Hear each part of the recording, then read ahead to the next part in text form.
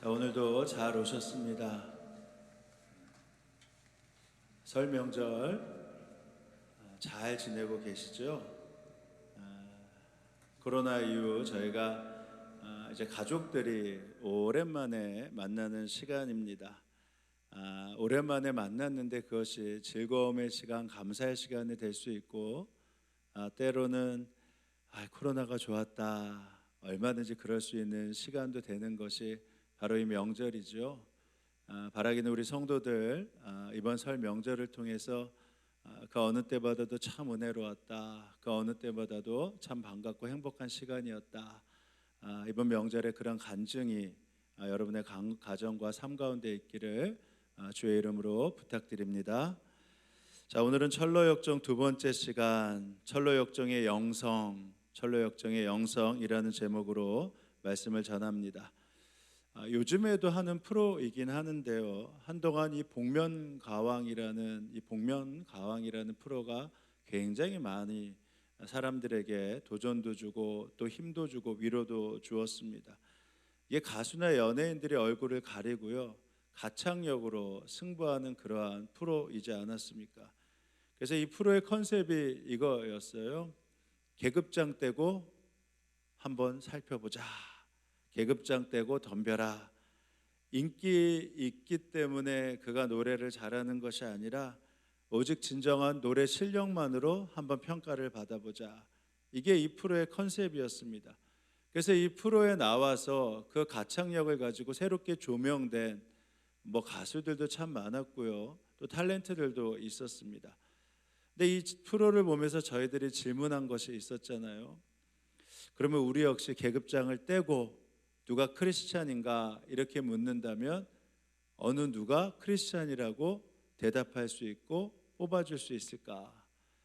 신앙의 영배, 직분의 계급장을 떼고, 그러니까 목사 계급장도 떼고, 장로 계급장도 떼고, 권사 집사 계급장도 떼고, 그냥 누가 진짜 크리스찬이냐, 누가 진정한 크리스찬이라고 묻는다면 여러분 가운데 우리 교회에서 누구를 정말 이분이 크리스찬입니다라고 뽑을 수 있겠느냐는 것입니다. 그렇다면 그 선택의 기준이 구원받았다, 이것은 아니겠죠. 왜냐하면 다 구원받았다고 이야기하는 게 크리스찬의 기준이라면 그럴 필요 없잖아요. 내가 그 크리스찬이라고 선언한다고 해도, 내가 크리스찬이라고 믿는다고 해도 얼마든지 다른 사람은 당신이 정말 크리스찬입니까? 라고 질문해 볼 수 있다라는 것입니다. 그러니까 아쉽게도 구원받았음이 크리스찬이라고 인정받는 기준이 세상에서는, 삶에서는 아니라는 것입니다. 그게 무엇이죠?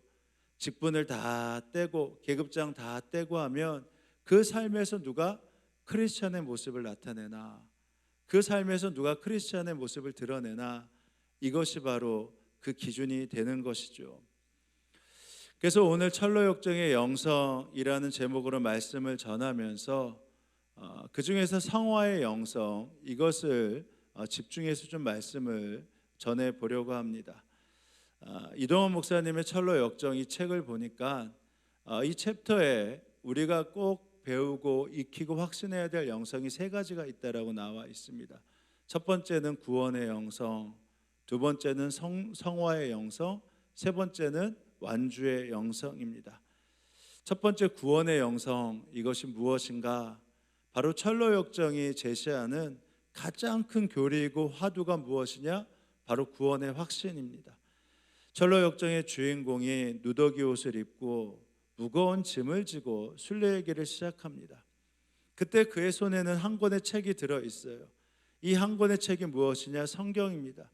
그가 이 성경을 읽으면서 마음의 찔림을 받고 어찌할꼬 하면서 도대체 누가 이 기준, 구원의 기준에 합당하단 말인가 하면서 순례의 길을 시작합니다. 답을 얻지 못해요. 고민하고 의심하고 두려워합니다. 그때 함께 동반하는 한 사람이 나타나죠. 그 사람이 바로 전도자입니다. 전도자와 함께 좁은 길을 지나고 힘든 길을 지나면서 마침내 십자가의 언덕에 도달해요. 이 십자가의 언덕에 도달하는 순간 그의 어깨에 짊어졌던 무거운 짐이 다 벗겨집니다. 다 떠나요. 그때 십자가의 언덕에 3명의 천사가 등장합니다.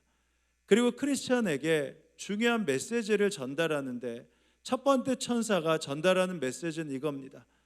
이제 당신은 죄사함을 받았습니다. 당신은 죄사함을 받았습니다. 죄의 모든 무거운 짐이 벗겨졌습니다. 두 번째 천사의 메시지는 이것입니다. 그의 누더기 옷을 벗겨요. 그리고 그에게 새 옷을 입혀줍니다.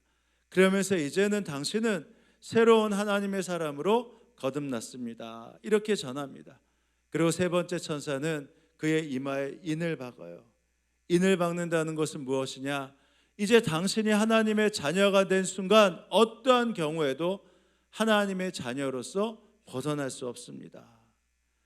그러니까 예수를 믿고 십자가의 언덕 밑에 가는 순간 우리는 구원받았다라는 것입니다. 우리의 죄의 짐이 벗겨지고 우리의 죄의 옷이 벗겨지고 그리스도로 새 옷을 입은 의의 옷을 입었어요. 그리고 그때 하나님의 자녀로서 인을 받는데 그때서부터 어떻게 되는 줄 아세요? 이런 걸 팔자라고 하는 거예요. 이제 한번 하나님의 자녀가 됐으면 영원히 하나님의 자녀됨에서 떠나지 못한다라는 것입니다. 그냥 영원한 자녀로 하나님의 자녀로 살 수밖에 없게 되었어요. 이것이 바로 철로역정에서 말하는 구원의 영성입니다. 히브리 기자는 이것을 이렇게 말하죠. 이것은 바로 예수로부터 시작되었는데 예수는 믿음의 바로 창시자요 완성자이다. 그러니까 예수님을 믿는 믿음이 예수로부터 시작됐고 그 예수를 믿는 순간 그가 완성을 이루는데 그 완성이 바로 구원의 완성이다. 그래서 그것을 믿는 순간 우리의 삶은 칭의, 구원받은 자로 의롭다 하심을 얻는 구원의 영성이 우리에게 허락된 것입니다. 근데 그 다음에 중요해요. 이 구원의 영성을 얻었다면 그럼 어떻게 살아야 되나? 이것이 바로 성화의 영성이다. 이렇게 이 책에서 우리에게 질문해 줍니다. 여러분 영성하는데 영성이 뭔가? 뭐 영성이 별게 아니에요. 우리가 예수님을 믿게 되면요, 우리 모두에게 구원받은 자로서 예수님의 새로운 성품이 허락된다라는 것입니다. 예수님이 우리와 함께 하시면서 이제는 내가 아니라 예수로 살 수 있는 새로운 성품이 허락되어서 예수님으로 반응하고 예수님으로 함께 살 수 있는 그 새로운 성품이 생기는데 이 새로운 성품을 영적인 성품, 그래서 영성이라고 하는 것이죠. 그러니까 잘 들어보시면요, 예수를 믿고 난 다음에 생겨난 결과, 복음의 결과는 구원입니다. 근데 이 구원의 영성을 갖게 되면요, 그의 삶에서 새로운 변화가 일어나는데 그것은 예수님의 성품으로 살 수 있는 성화의 영성이 그에게 허락된다라는 거예요. 그러니까 우리가 구원의 확신을 얻게 되면 그 다음부터 그 삶에는 예수로 살 수 있는, 예수로 살아갈 수 있는 새로운 성품을 가질 수 있다라는 것이죠. 문제는 이것이 저절로 생겨난다라는 것이 아닙니다. 이 성화의 영성은요, 예수님이 우리에게 허락하셨지만 성화의 영성으로 사는 결정은 예수님이 하시는 것이 아니라 바로 내가 선택해야 된다라는 거예요. 그 성품이 있다 하더라도 그 성품으로 사는 것은 바로 나의 발걸음으로 시작된다라는 것입니다. 내가 그리스도와 함께 십자가에 못 박혔나니 그런즉 이제는 내가 사는 것이 아니요 오직 내 안에 예수께서 사시는 것이라. 구원의 은혜와 능력은 예수님이 하시지만 그 다음서부터 구원을 받은 자는 어떻게 행할지 그 걸음은 바로 나의 선택입니다. 그래서 성화의 삶은요, 아무나 살아갈 수 있다라는 게 아니에요. 분명히 예수로부터 성품을 얻게 되고 그 사람은 거룩한 삶의 자리, 윤리적, 도덕적으로 정의롭게 살 수 있는 그 발걸음을 갖게 되지만 그것이 모두가 걸어갈 수 있는 것은 아니라는 것입니다. 그래서 계급장을 떼고 보면 그가 아무리 구원받았다 하더라도 누가 크리스찬인가? 이 질문 앞에 우리가 겸허해질 수밖에 없다라는 것이죠. 성경 다음으로 제가 제일 많이 팔린 책이 존 버년, 우리가 함께 나누는 철로 역정이라고 말씀드렸습니다. 근데 철로 역정이 쓰여진 다음에 한 200년 전이 지난 다음에 이 찰스 쉘던이 쓴 예수님이라면 어떻게 하실까라는 책이 있어요. 이게 성경 다음으로 존 버년의 철로 역정 다음으로 가장 많이 팔린 책입니다. 5천만 부 이상 팔렸다고 해요. 근데 이 책이 우리에게 도전을 주기 때문에 그렇다라는 것이죠. 그게 무엇이냐? 당신이 성화의 영성으로 어떻게 살 것인가? 그 질문, 바로 거기에 대한 질문과 답을 주는 책이 바로 이 책이기 때문입니다. 이 책은 이렇게 시작되어 소설이니까 레이먼드라는 이 가상의 도시가 나옵니다. 거기에 그 당시 그 교회에 꽤 많은 인지도가 있고 많은 사람들이 유명 인사가 예배에 참석하는 제일교회라는 그 교회가 나옵니다. 거기에 담임 목사님이 헨리 맥스웰이죠. 이 목사님이 어느 날 설교를 열심히 하고 있는데 갑자기 누군가 문을 두드려요. 누군가 봤더니 실업자이고 노숙자처럼 보이는 사람이 갑자기 목사님을 찾아와서 내가 직장을 잃었습니다. 나에게 좀 직장을 찾을 수 있도록 도와주십시오라고 합니다. 여러분 아무리 유명 인사가 많다 하더라도 이 사람이 누군 줄 알고 어떤 줄 알고 직장을 구해줄 수 있겠어요. 그래서 대답을 못하고 그냥 가시라고 했습니다. 근데 마음이 얼마나 찝찝해요. 근데 몇 주가 지나고 난 다음에 이제 거룩하게 예배를 마치고 나아갈 즈음에 그때 자신을 찾았던 노숙자가 뒷문을 열고 저벅저벅 걸어옵니다. 당황스럽고 어떻게 말릴 겨를도 없이 그 앞에 서요. 그러고선 사람들을 바라보면서 이렇게 얘기합니다. 우리가 예수님을 믿는다고 하는데 예수님의 발자취를 따른다라는 것이 무엇입니까? 예수님을 믿는다는 것이 도대체 어떤 것입니까? 하고 회중들을 향하여 성도들을 향해서 질문합니다. 그러고선 쓰러져 버려요. 굉장히 당혹스럽죠.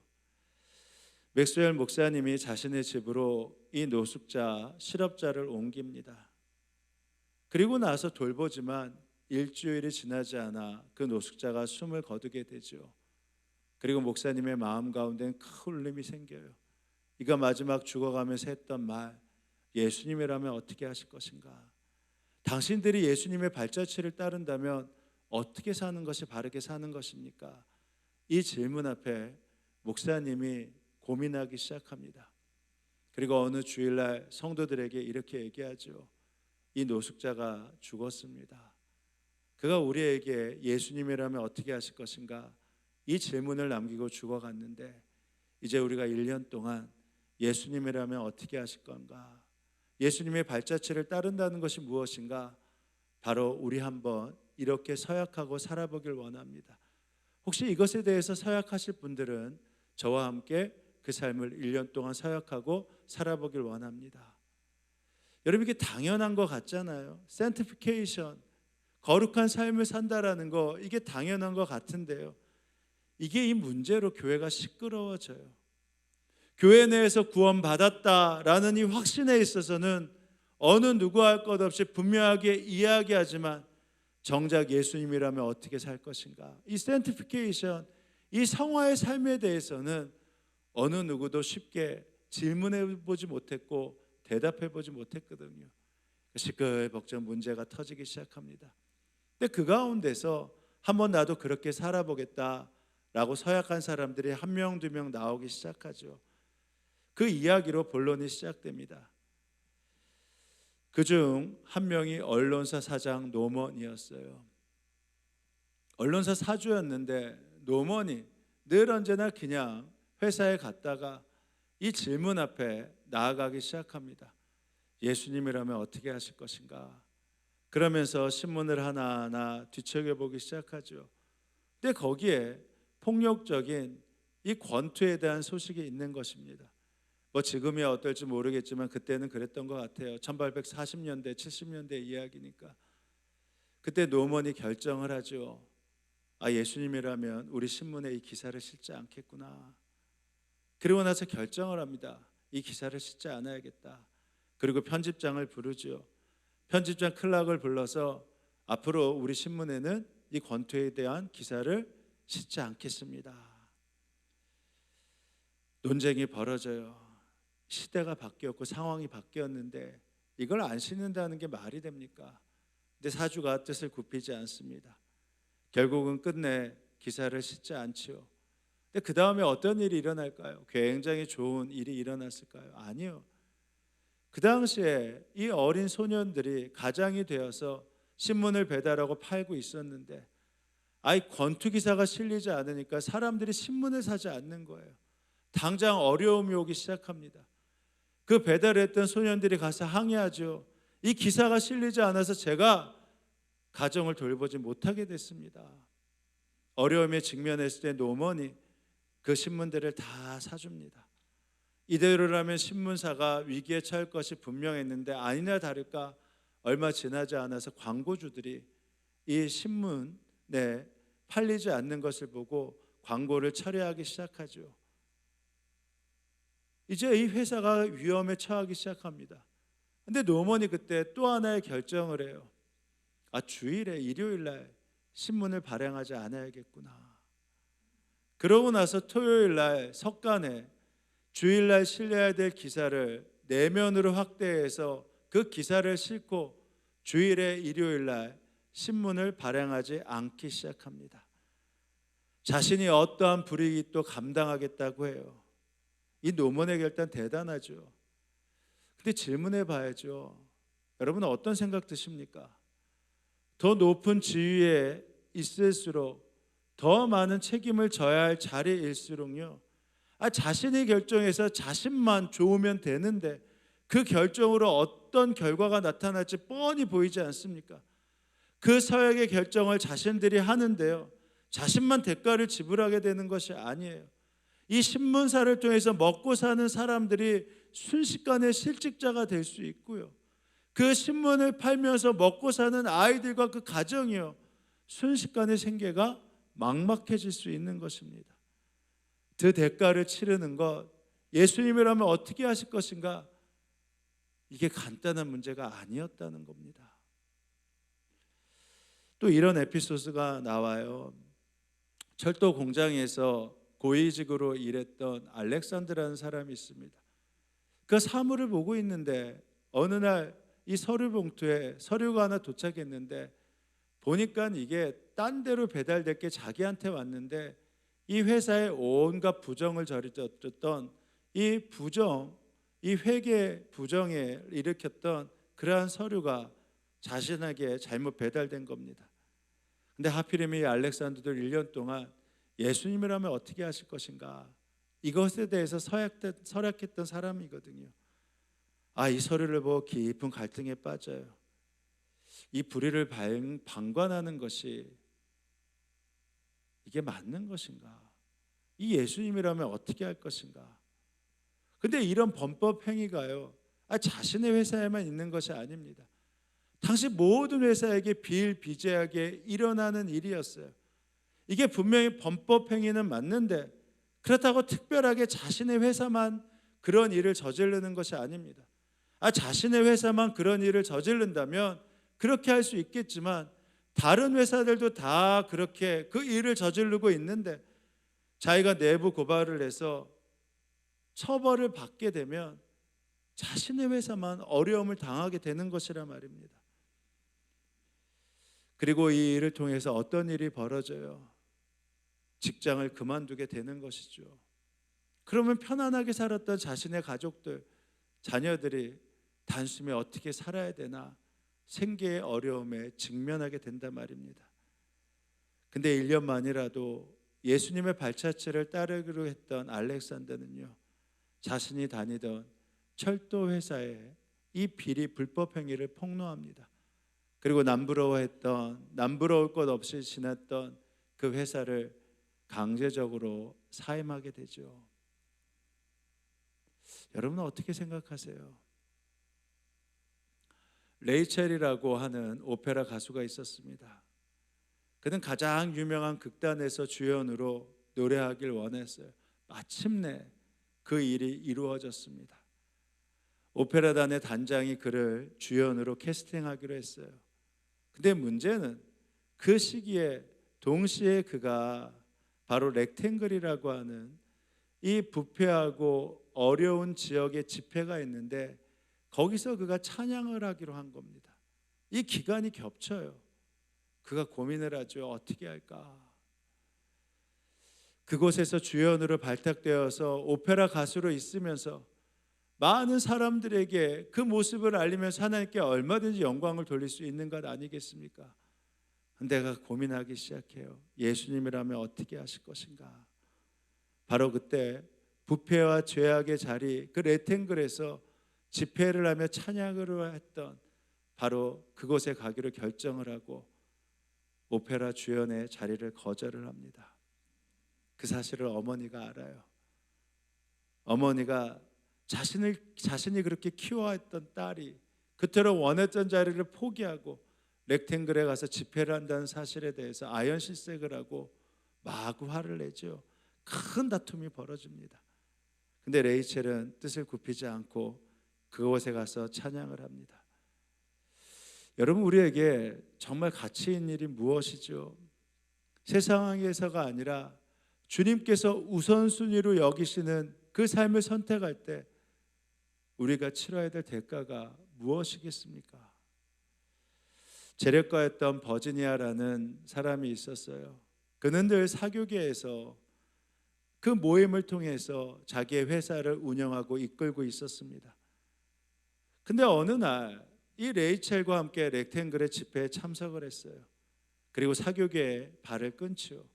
그리고 그 집회를 돕고 있는데 한 여자, 책에는 창녀였던 로렌이라고 나옵니다. 이 여자가 그 집회에 참석하고 집에 가는데 술에 취해서 비틀비틀하다가 쓰러집니다. 버지니아가 그 여인을 발견해요. 그러고 나서 어떻게 할까 하다가 자기의 부유한 집으로 이 창녀였던 로렌을 데리고 갑니다. 집이 완전히 뒤집어졌어요. 품이 있고 교양 있던 자기의 집에 바로 창녀였던 한 여인이 들어온 것입니다. 할머니가 노발대발하죠. 그 여인을 쫓아내라고. 그때 버지니아가 하나님 앞에서 어느 누구도 존중받지 못할 이유가 없다라고 하면서 그 여인을 쫓아내기를 거절합니다. 큰 다툼이 벌어지다가 결국은 어떻게 된 줄 아십니까? 할머니가 집을 떠나버리고 말았어요. 레이먼드 시의 상류층 여성이 죄악으로 들끓는 렉탱글에 가서 그들을 돕는 것도 마음에 들지 않았는데 창녀와 함께 한 집에서 산다. 이것은 품이 있는 그들에게는 허용될 수 있는 그 일이 아니었기 때문입니다. 두 여인이 손을 부짐고 안고 손을 잡고 렉탱글의 거리를 걸을 때 사람들이 환성과 환호를 올렸겠습니까? 아니면 어찌 저 사람이 저렇게 되었나 라고 오히려 쯧쯧하며 마음 가운데 그를 무시하는 마음이 생겼겠습니까? 다행히 버지니아의 오빠 롤란도 그 모습을 보며 자기의 마음을 바꿨습니다만, 그러나 계속해서 이런 일들이 그 교회에 벌어지면서 오히려 점점 더 어려움들만 옵니다. 결국은 언론사 사장이었던 로먼 사장이 회사가 망할 지경에 이르렀죠. 그때 버지니아가 그 소리를 듣고 거금이었던 50만 달러를 쾌척하고 일단 그 위험의 위기를 넘깁니다. 사람들이 굉장히 많이 놀라죠. 그때 버지니아가 그들 앞에서 꺼낸 말이 이거였어요.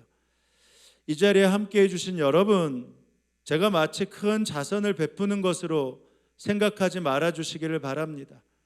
최근에 그동안 제 개인의 소유라고 생각해왔던 재산이 제 것이 아니라 하나님의 것임을 분명히 깨닫고 그렇게 살고 있습니다.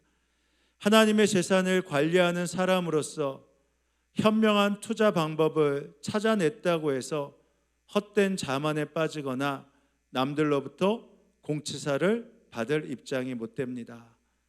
저는 단지 그 재산의 주인이신 하나님이 제게 요구하시는 대로 하나님의 영광을 위해 정직하게 사용하려고 노력했을 뿐이기 때문입니다. 사람들이 굉장히 많이 놀랐는데요. 정말 다 그랬을까요? 교인들뿐만 아니라 그러면 세상 사람들이 그토록 너희들 정직해야 돼, 바라야 돼, 올바라야 돼 라고 요청했던 그들의 모습을 보면서 도전을 받고 우리도 그렇게 살아야겠다 라고 함께 그 보폭을 마쳤을까요? 아니요. 처음엔 인정했던 세상의 많은 사람들이 오히려 그들을 욕하고 비난하고 떠나기 시작합니다. 특별히 이 교회가 주축이 되어서 법안을 세우기로 해요. 레이몬드 씨의 주점을 없애자. 어떤 일이 일어났겠습니까?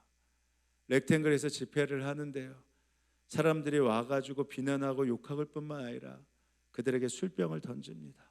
죽이겠다고 나서기 시작해요. 그때 레이첼이 찬양을 할 때 그때 술병이 날아들기 시작합니다. 그때 창녀로서 새로운 마음을 가졌던 로렌이요, 그 레이첼을 막아서기 시작해요. 술병이 그에게 던져지기 시작하고 정통으로 로렌의 머리에 맞습니다. 깜짝 놀라 버지니아가 그를 끌어안죠. 로렌은 감사한 얼굴, 행복한 얼굴을 하면서 죽어갔습니다. 여러분, 구원받은 하나님의 자녀로서 우리가 거룩의 영성, 성화의 영성을 갖고 살아간다. 이게 우리에게는 너무 당연한 것 같지만요, 세상에서 손해보는 일들, 세상에서 겪어야 될 일들이 나만의 문제라면 얼마든지 할 수 있는 일들이고 그렇게 고백할 수 있겠지만 그 일이 그렇게 쉬운 것이 아니라는 것입니다. 나의 결정으로 인해서 내 가족이 한순간에 어려움에 처할 수 있고요, 내 회사가 한순간에 어려움에 처할 수 있고, 내가 함께하는 사람들이 오히려 칭송하기보다는 비난하고 욕하며, 그렇게 산다라고 해서 누가 인정받냐? 그렇게 산다라고 해서 누가 칭찬하냐? 그렇게 살다가는 다 망해. 왜 그렇게 어리석은 짓과 어리석은 행동을 해 하면서 비난하는, 그 서슴지 않은 그러한 소리들을 듣게 될 것입니다. 여러분, 오히려 성화의 삶, 거룩의 삶을 따르면서 동참하겠다고 하는 것이 아니라 도리어 비난하고 죽이기까지 할 수많은 일들이 우리에게 펼쳐질 것입니다. 맥스웰 목사님이 이런 수많은 일을 겪고 난 다음에 한 번은 이런 설교를 하세요. 여러분, 우리가 예수님이라면 어떻게 하실 것인가 서약을 하고 살아보니까 세상의 칭찬은커녕 비난과 많은 어려움을 겪게 됩니다. 그리고 결정이 분명히 예수님의 뜻이긴 하지만 참 쉽지 않습니다. 여러분의 재산을 사용한다고요? 그것이 정말 칭찬받을 일입니까? $10,000,000의 거금의 재산을 갖고 있는 사람이 $10,000,000의 자선 사업을 했다라고 해서 이것이 주님을 따른 희생이라고 말을 할 수 있겠습니까? 개인의 고통을 감수하고 그리고 그것을 희생한다는 견지에서 본다면 본인에게 큰 희생을 강요하지 않는 그러한 약간의 재산의 헌신이 그것을 희생이라고 말할 수 있겠습니까? 예수님이라면 지나칠 정도로 호화스러운 생활을 하면서 고난받는 이를 위해 쾌척하는 그 자선기관에 내는 돈보다 바로 나의 쾌락과 나의 거치레를 위해서 쓰는 재정이 더 많다라고 한다면 그것을 자선을 위해 쓰는 것이라고 인정받을 수 있겠습니까? 예수님이라는 어떤 규칙과 재산을 놓고 여러분에게 사용하게 하시겠습니까? 예수님이라면 돈벌이를 위해서 자기 소유의 부동산을 술집이나 다른 퇴폐업소에 임대하여 비싼 임대료를 받거나 또 집 같지도 않은 곳을 여러 곳으로 쪼개어서 개조해서 많은 임대료를 받는다면 그것을 가지고 하나님의 영광이라고 한다면 그것을 영광이라고 말할 수 있겠습니까? 더 중요한 것은 맥스웰 목사님의 말씀 가운데 마지막에 이런 설교를 하죠. 요약하자면 이런 것입니다. 그래도 그렇게 해야 됩니다. 예수님이라면 어떻게 하실까에 대한 반응을 함으로써 우리에게는 수많은 어려움과 손해가 다가오겠지만 최소한 교인들에 의해 자행되는 모순과 잘못은 일어나지 않을 것입니다.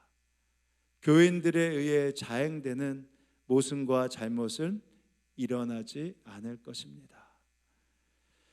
여러분, 그래서 철로 역정을 읽어보면요, 앞에 20%가요 구원의 영성으로 가는 길에 대한 이야기입니다. 그리고 나머지 80%는 거룩의 영성을 어떻게 만들어가야 대한 이야기로 가득 차 있습니다. 그 탐욕과 허영의 세계에서 어떻게 이겨내나, 그 어려움 가운데 다시 넘어지지만 어떻게 다시 거룩의 영성, 성화의 영성을 따라가며 다시 주님이 원하시는 길을 가고 있나, 그것이 넘어졌다 일어났다 넘어졌다 일어났다 하면서 거룩의 영성을 향해 나아가는 그 내용으로 이 책의 80%가 그 내용을 우리에게 알려주고 있는 것입니다. 여러분, 이게 참 쉽지 않지만 오늘 본문에 보면 그것을 우리의 믿음의 선배들이 격려하고 지지하고 있다라는 것이죠. 그러므로 이렇게 구름대와 같이 수많은 증인이 우리를 둘러싸고 있으니 우리도 갖가지 무거운 짐과 얽매이는 죄를 벗어버리고 구원의 확신을 얻을 뿐만 아니라 앞에 놓인 다름질을 참으며 달려갑시다. 이제 구원의 확신으로 이제 주님 앞에 갈 때까지 거룩의 영성으로 살아가는 것, 그게 우리의 믿음의 증인들이 우리를 격려하고 지지하는 모습입니다. 이렇게 얘기해요. 그러고 나서 4절에 보면 이런 말씀을 하세요. 그러니까 여지껏 그렇게 살지 못했잖아. 구원 받았다고 꼭 그렇게 살지 못했잖아. 여러분은 죄와 맞서서 싸우지만 아직 피 흘리기까지 대항한 일은 없습니다. 구원받은 자녀로서 살아가지만 정말 거룩의 영성, 성화의 영성으로 살아가는 저 솔직히 그렇게 많지 않지 않았습니까? 레이먼드 제일교회 성도들의 결단처럼, 철로 역정의 크리스천의 결단처럼, 아니 이 결단처럼 사는 거 그래서 쉽지 않습니다. 그 자리가 겸손의 골짜기가 되고 사망의 음침한 골짜기가 되거든요. 그래서 이것을 이겨내고 주님의 신부답게 사는 것, 이게 그렇게 만만치 않다라는 것입니다. 그렇다고 포기할 수는 없어요. 왜냐하면 거룩의 영성, 성화의 영성은요, 다른 사람의 선택이 아닌, 주님의 이끄심이 아닌 바로 주님의 성품을 닮은 말씀드린 대로 나의 선택이기 때문입니다. 복음의 비밀이라는 바울이 그래서 이렇게 얘기했어요. 여러분이 선택하는 것입니다. 여러분이 아무에게나 자기를 종으로 내바뀌어서 복종하게 하면 여러분은 여러분이 복종하는 그 사람의 종이 되는 것임을 알지 못합니까? 이게 이거잖아요. 아무리 당신들이 이것이 맞고 저것이 틀리다 하더라도 당신의 마음으로 결정한 바로 그것이 바로 당신의 주인입니다. 이거는 당신의 선택입니다. 여러분은 죄의 종이 되어 죽음에 이르거나 아니면 순종의 종이 되어 의에 이르거나 하는 것 아닙니까? 그러나 하나님께 감사하는 것은 여러분이 전에는 죄의 종이었으나 이제 여러분은 전에 받은 교훈의 본에 마음으로 순종함으로써 여러분이 전에 받은 말씀으로 여러분의 새겨지는 그 말씀에 순종함으로써 죄에서 해방되어 의의 종이 된 것입니다. 맞죠? 그러니까 이 성화의 영성은요, 다른 사람 할 것 없이 나의 선택에 달려 있다라는 것입니다. 사람은요, 자기가 좋아서 하는 것 아무도 못 말리잖아요. 사람은 분명 환경의 지배를 받지만 마지막에는 환경을 뛰어넘어 마음의 지배를 받기 때문입니다. 아이들이요, 이 금요일 날 교회 나오는 게 좋으면요, 아무리 부모님께 혼나도요 보니까 금요 성령 집회 나와요. 별 수 없이 부모가 쫓아서 나오는데 그래서 아이들이 그때 혼나도요 밑에서 얼마나 재밌게 노는지 모릅니다. 근데 나오기 싫으면요 그 시간에 아무리 나오라고 해도 안 나와요. 인터넷을 잘 됐거나 하고선 보고 있습니다. 저희들도 마찬가지잖아요. 아무리 집이 먼다 하더라도요 환경의 지배를 받는 게 아니라 마음의 지배를 받는단 말입니다. 이 자리에 꼭 나오게 생겼으면 그러면 마음의 지배를 받아서 나오는 거고요. 이 자리에 나오는 것보다 내 건강, 내 환경, 그러면 집에 있는 지배를 받는 것이죠. 그리고 인터넷의 지배를 받고 드라마의 지배를 받는 거 다 아시지 않습니까? 이 에베레스트 산 등산하는 사람을 보십시오. 아니 수억의 비용이 드는데 그 높은 산을 왜 오르냐 말입니다. 이게 이해가 되세요? 얼마 전에 남부극을요 이 무보급을 가지고 등정한 사람이 있었습니다. 아무것도 보급을 받지 않고 혼자 등정을 했대요. 이게 대단한 일이라고 해요. 근데 그걸 뉴스에서 봤는데 제 딸이 물어봐요. 아빠 저 거리가 얼마나 돼? 글쎄 그럼 아빠 그 비행기 타고 가면 얼마나 걸려? 글쎄 한 40분 걸릴까? 아빠 그럼 왜 비행기 타고 가지? 왜 저거를 힘들게 저렇게 그냥 50일 동안이나 죽기 살기도 저렇게 걸어가? 그래서 제가 그랬어요. 글쎄다 아빠도 그렇게 생각한다. 그거 그렇게 힘든데 왜 그렇게 그 추운데 그 추워서 떨면서 왜 그렇게 걸어가는지 모르겠다. 근데 그분들은 그게 참 기쁘잖아요. 마음에 결정하면요 죽을 위험이 있건 날씨가 춥던 떨어져 죽을 것 같아도요 마음의 지배를 받으니까 그렇게 가는 것 아니겠습니까? 좋아서 하는 것 아무도 못 말리잖아요. 술집에 가고 안 가고요 누구의 결정입니까? 내 결정이에요. 절대 환경의 결정 아닙니다. 여러분 그러니까 하나님의 명령이 어렵다 힘들다가 아니라 내 마음에 없어서 그런 겁니다. 내 마음에 그래서 어떤 것에 대해서 잘못했다라는 것이 있다라고 했을 때 그 잘못은 환경 핑계 될 거 없어요.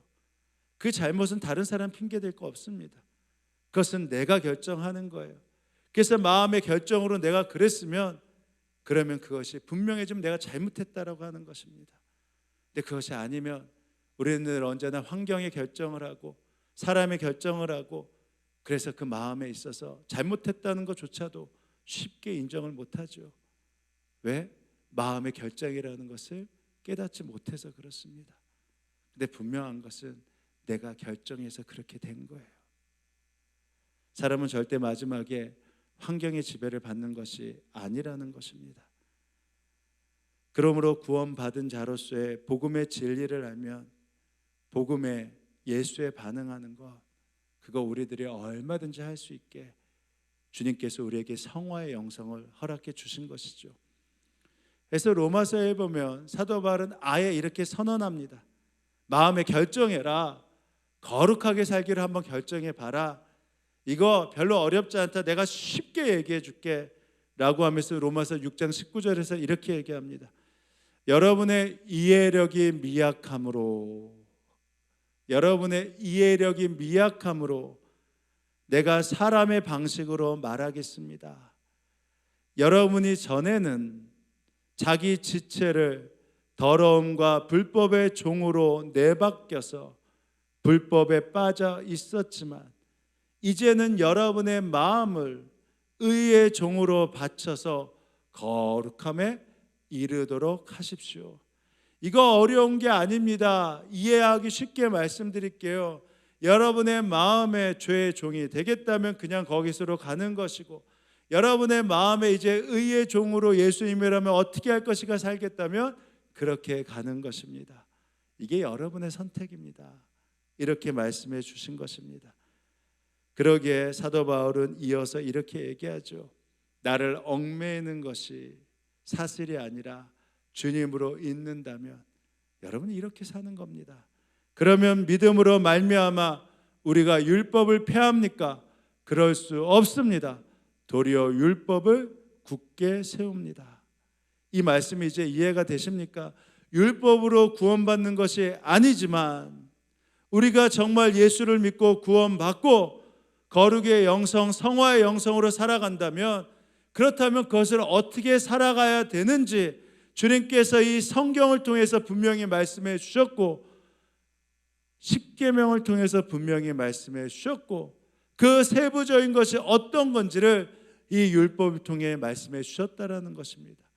그래서 성화의 영성으로 살아가길 다짐하고 다짐하면 그가 점점 율법에 따라 사는 인생, 율법의 결과 발을 맞춰 사는 인생으로 살아가게 된다라는 것이죠. 여러분, 그러므로 성도의 삶에는 늘 거룩의 공간 그리고 거룩의 영역을 확보해 놓아야 합니다. 자, 그러면 그 삶을 언제까지 살아야 되죠? 주님 앞에 이를 때까지. 때로는 넘어지고 때로는 힘들어도 다시 내 안에 계신 그 영성을 가지고 성화의 영성으로 정진해 나가는 것입니다. 그래서 이 책에 보면 기독교인들에게 본질적인 영성이 세 가지가 있다. 말씀드린 대로 구원의 영성, 그리고 두 번째 성화의 영성, 그리고 마지막에 완주의 영성입니다. 그때가 언제까지냐? 바로 주님 앞에 설 때까지 그 거룩의 영성을 만들어 간다라는 것이죠. 자, 이제 말씀을 마칩니다. 여러분, 구원받은 것이 분명하다라고 믿는다면 이제 계급장 한번 좀 떼봐야 될 것 같아요. 이제는 삶으로 담아내는 복음, 이 복음을 위해서 거룩하게 살고자, 성화의 삶을 살고자 한번 이제는 마음을 담고 걸어가 보는 것입니다. 우리의 마음에 죄가 있다면, 죄가 이리와 따라와 한다면 이제는 알았으니까, 몰랐으면 모를까, 이제는 알았으니까 넌 누구냐? 호통치면서 나는 성화의 영성, 거룩의 영성으로 살아보겠다 하면서 그 발걸음을 걸어가 보는 것이죠. 그렇게 됐을 때 우리 마음 가운데 주님의 말씀이 어떠한지, 주님이 말씀하신 방법이 무엇인지, 이 말씀이 나에게 꿀송이처럼 다가오고 이 말씀대로 사는 것이, 이것이 기쁨이구나, 이것이 예수 믿는다는 즐거움이구나 라고 그것을 알며 그 주님 앞에 나아갈 수 있게 되는 것입니다. 특별히 이번 명절 우리 장로님 기도해 주셨는데 이 거룩의 영성, 성화의 영성을 선택하십시오. 다 기쁘고 즐겁지 않겠지만 여러분의 마음으로 결정돼서 바로 이 자리가 주님이 허락하신 가장 큰 기쁨의 자리라, 가장 큰 감사의 자리라, 예수님을 드러낼 수 있는 가장 큰 행복의 자리라 라고 생각하시면서 여러분의 모습과 태도의 얼굴에서 그 거룩의 영성을 드러내 보십시오. 몇 년 만에 봤던 가족들이, 친지들이 정말 바뀌었네, 정말 새로워졌네 하면서 그 영성 앞에 바로 우리의 삶을 다시금 새롭게 보는 은혜의 시간이 될 것입니다. 예수님의 지배를 받고 그 은혜의 지배를 받고 살아가는 우리가 되길 주님의 이름으로 축원합니다. 이제 기도하실 때 이렇게 기도합니다. 주님, 거룩의 영성을 말씀해 주셨사오니, 성화의 영성을 말씀해 주셨사오니, 환경의 지배를 받는 것이 아니라 예수의 지배를 받아 살아가게 하시고, 특별히 이 명절 그 거룩함과 온전함을 드러낼 수 있는 축복의 시간 되게 하여 주옵소서. 우리 이렇게 함께 기도하며 나아갑니다. 기도하시겠습니다. 하나님 아버지의 시간 함께 하시는 주님, 온 세상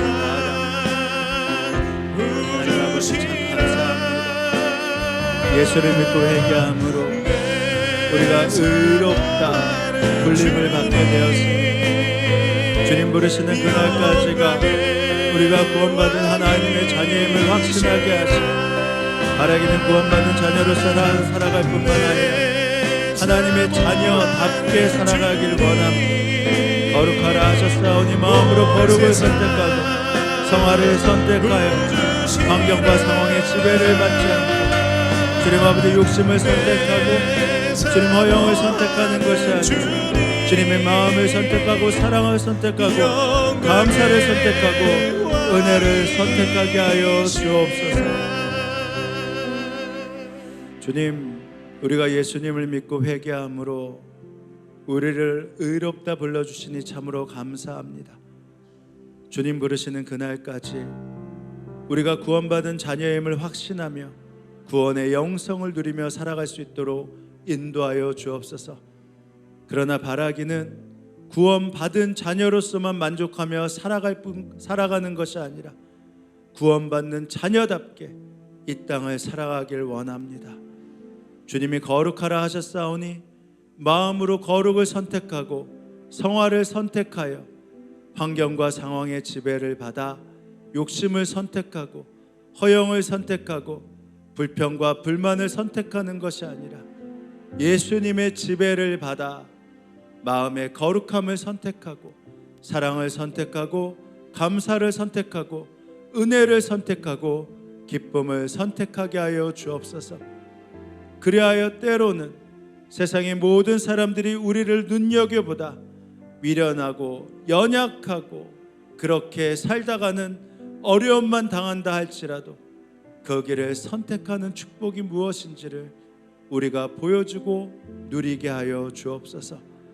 이번 설 명절 우리의 기도 제목 가운데 우리 가족들이 하나님 앞에 하나 되길 원합니다.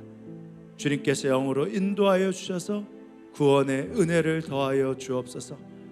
나라를 위해 기도하오니 지혜를 가진 대통령과 정치인들 되게 하시고 남과 북이 평화 통일을 이루는 초석이 마련되게 하시고 특별히 억류되어 있는 목사님, 선교사님, 성도님들 속히 석방되게 하여 주옵소서.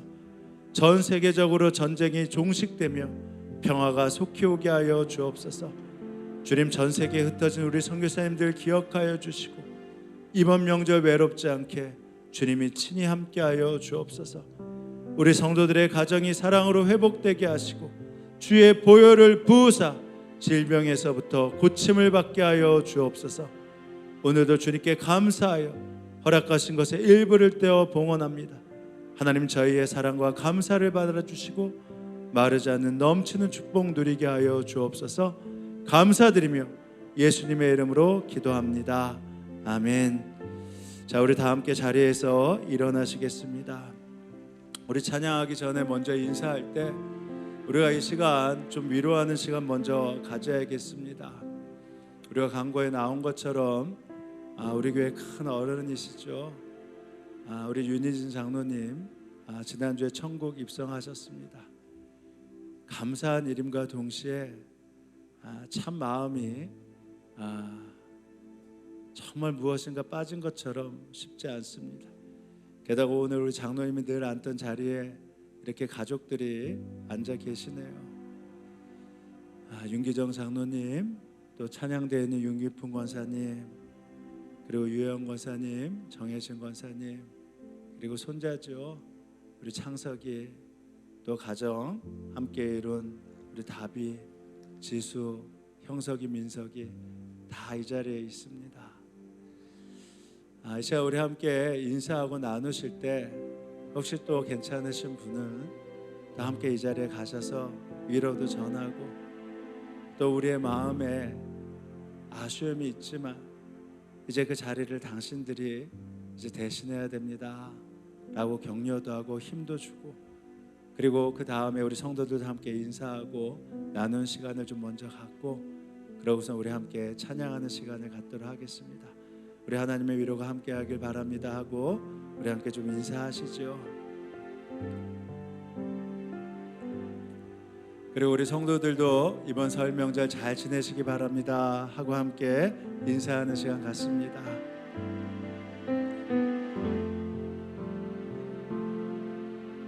우리 찬양하며 나아갑니다.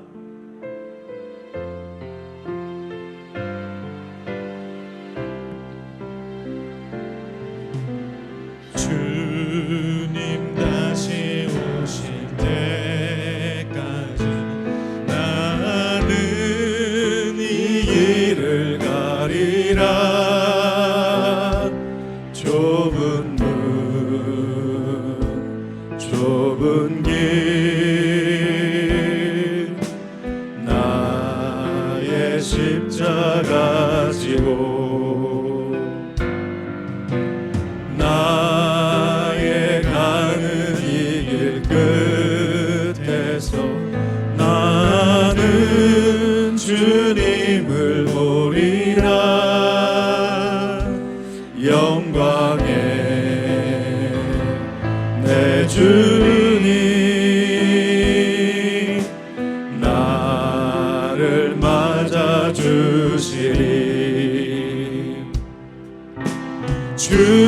다시 오실 때까지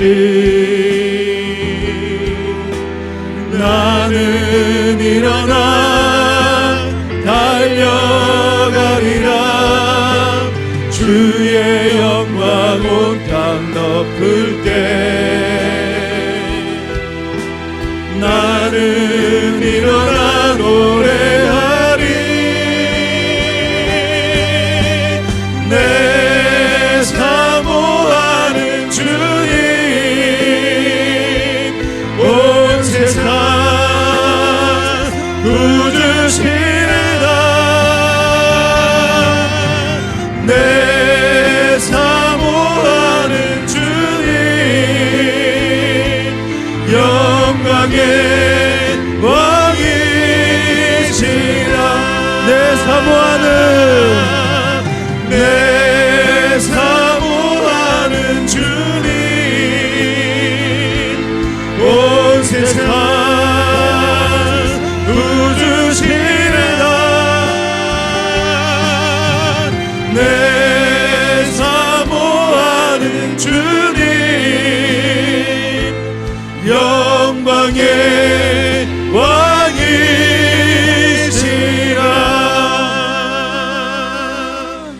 지금은 성부, 성자, 성령 삼위일체 하나님의 은혜와 역사가 이 예배에 함께한 성도들 머리머리 가운데, 그리고 그들의 일터와 그들의 가정과 가문 가운데 지금으로부터 영원히 함께하옵시기를 간절히 축원하옵나이다. 아멘.